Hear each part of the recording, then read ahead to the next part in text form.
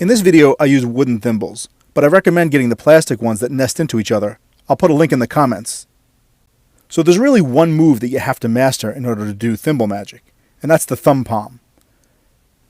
Essentially, you're just gripping the thimble between the bottom of your thumb and the base of your hand, and then putting it back onto your index finger. Practice putting it in and out of thumb palm until you're super comfortable with this.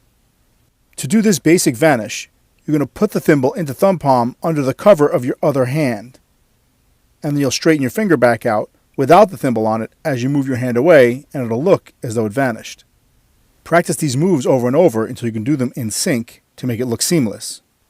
And immediately after you complete the vanish, you have to make the thimble reappear. This is one of those tricks that's very obvious if you give too much time between the vanish and the reappear. And to make the thimble reappear, you'll just reverse those moves. So under the cover of your hand, you'll unpalm the thimble.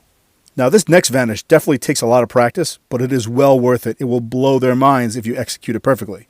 So for this one, I purposely close my fingers, then reopen them and close them again, because it's a retention vanish, and I want them to see the thimble is in the hand.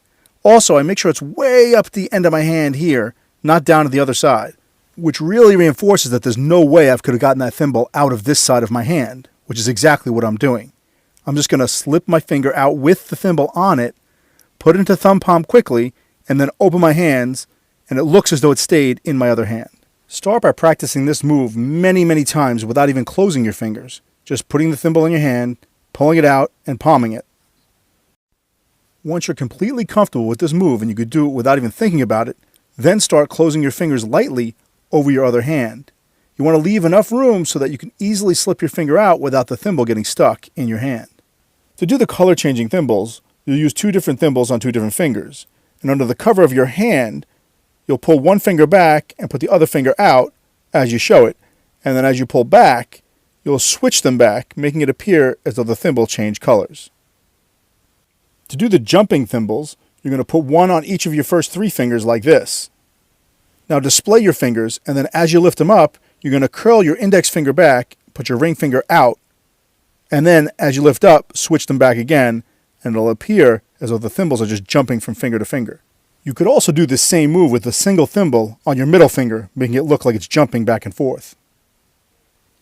Now, depending on how bold you feel, you could do these moves with larger objects too.